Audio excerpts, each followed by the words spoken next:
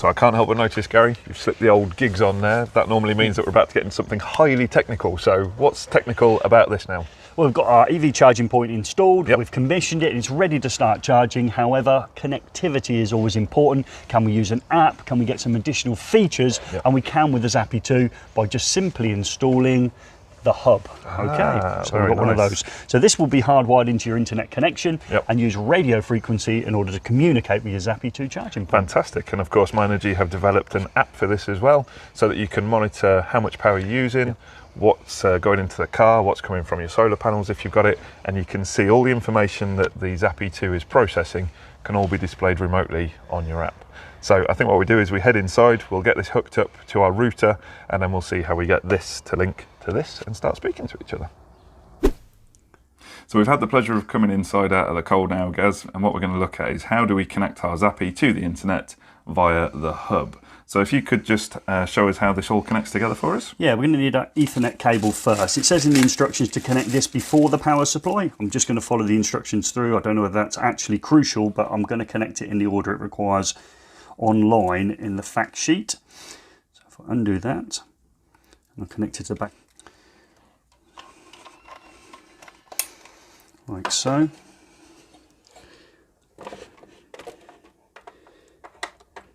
Okay, so internet connectivity first. So I've connected that to our router first before connecting the power supply. So second, connect to the power supply. The power supply requires you to have the appropriate plug adapter. So we've got the 3-pin plug adapter in order that we can clip that into position like so. And then we're ready to insert that into the power supply and connect it then to the actual hub itself. So we'll plug that into the power supply, Gaz, and then if you can hook that into the back of the hub for us.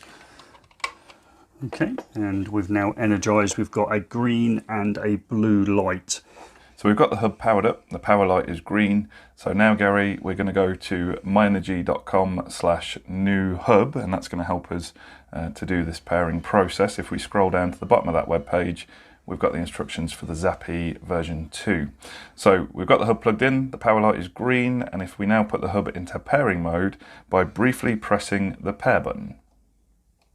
So then what we should find out is we've got a red flashing power LED, and the LED marked Harvey/channel 1 should be blue. And as you can see there, that is the case. We're obviously not connecting a Harvey at this point in the program, so it's more interested in showing that channel 1 is illuminated at this point. So don't be surprised if that Harvey light comes on. That's just showing that we're in pairing mode on channel 1. So now what we'll do is we'll head out to the Zappi so that we can pair the Zappi to our hub. Okay then, so with the hub in pairing mode, what we're now going to do is go into our menu on the Zappi 2. We're going to head down to other settings, we're going to select that, and then we're going to get real by going into the advanced settings. Now normally we'd enter a passcode here to enter the advanced settings, but the Zappi 2 remembers that we were in here just a moment ago, so it's not asked for that for the moment. If we then go down to linked devices, and then we want to select pairing mode, and that'll take us into a list of things that we can pair up. So here you can see it's got the hub assigned there. So now we've got that selected, just press the plus button and that will then start to update and connect the hub. So now we've got the hub connected to the Zappi 2. We can come out of there, and if we go into the devices menu, you can see that it's listed there, ready for action. So we'll now be able to communicate to the internet from the Zappi via the hub. A really handy thing to do once you've got your Zappi 2 connected to the internet is go into your menu, scroll down to other settings, and then if you go into the time and date settings, what you can do, if you scroll down here to where it says update from cloud and change that from off to on, what that will do now is it will keep the time and date on the Zappi 2 charger updated via the internet, which means you don't need to worry about adjusting the time on your Zappi 2 charger to account for daylight saving hours and things like that. So now we're connected to the internet via our hub, it's time to think about installing the app. Now I'm going to show you how to install the app for an Android phone. Similar principles for an Apple product, you'll just go to the App Store. So I'm going to go to the Google Play Store at this point. And once I'm on there, I'm going to search for Myenergy. Now that's Myenergy with an I at the end, stands for intelligent. And once we find the Myenergy app, just click the install button. Now that will start to install the app.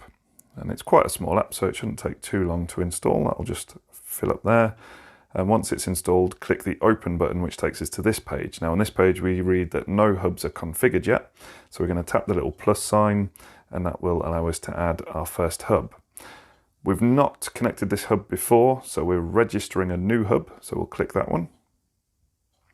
And that takes us to this page where we need to find the serial number of the hub. Now you'll find the serial number if you flip your hub upside down.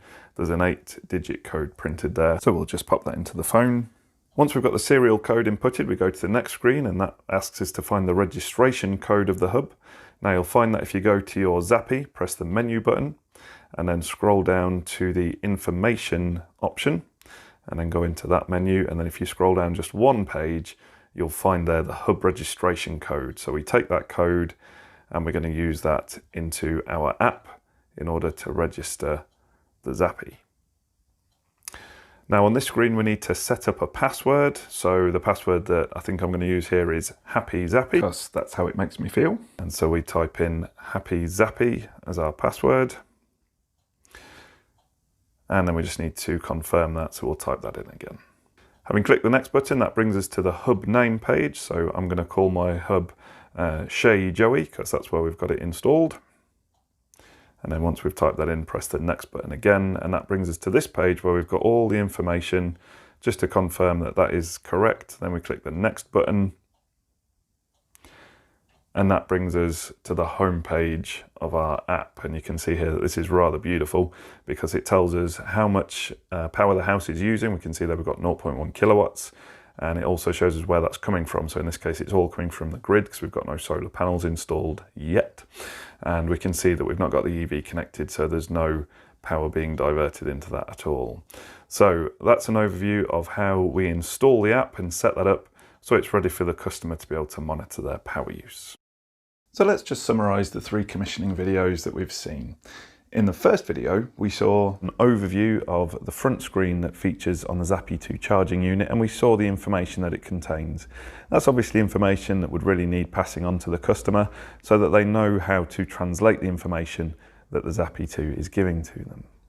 We then moved on to look at the testing procedure, particularly focusing on the RCD testing procedure, as that's something that may be a little bit new if you've not done much EV charging installation before, and the importance of having the EV car adapter to make sure that you can put it to the right settings for testing. We then moved on to commissioning the Zappi itself and had a look at some of the common settings that we might need to change on setup, and again, tweak those according to the customer's requirements and the information that they need presenting to them. We then saw how to connect the Zappi and the hub together, connecting the hub to the internet router inside the property, and then connecting the Zappi to the hub wirelessly. And of course, that's really important because when we then came to install the app, if we've got our hub correctly installed and connected up to our Zappi, then we can use the app not only to monitor what the Zappi is doing at any given moment, but also we can control it from there as well. So all that remains in this video is to say, thank you very much for watching.